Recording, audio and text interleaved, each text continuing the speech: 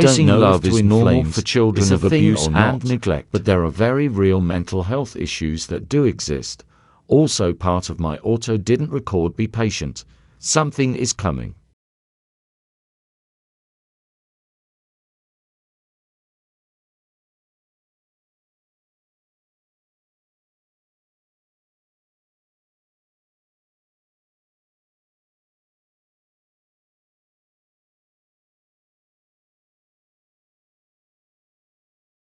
Beneficial to them as an adult. Now, as a child, that's completely fine, but they never adapted that behavior as an adult. They learn different coping mechanisms, and they don't learn to detach from situations when they should or how they should. Everyone has a different attachment style, and some are just not healthy, and yet we all do them, and then we blame another person for our traumas.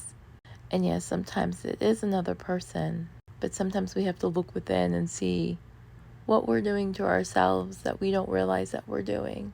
Have you ever heard of something called Lumerous? It's like so rare, I can barely find any information from it. And yet, I believe that most of the people who think they're on this twin flame journey has this. And let me do a brief description of it. And if you feel this way in any sort of way, look into it. I didn't find very much about it. Basically, you become way too attached to a person.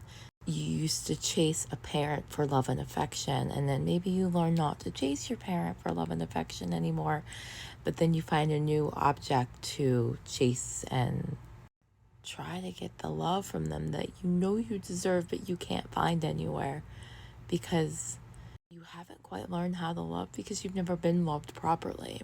You become way too attached to a person way too soon.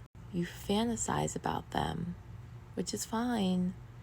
However, you over fantasize, ignore red flags from the person. You ignore their toxic traits. You ignore their simple cues that say that they're not interested, and you take that as a sign that they're either playing hard to get or they're your twin flame. You might see this person on a daily basis, and they might give you new information about them and their life, and you'll add that into your fantasy, and it ultimately becomes this big massive fantasy because nothing about what's going on in here is real at all, other than you would rather the feelings you have for this person is stronger in here than in the real life, because they keep pushing you away, but in here they always stay.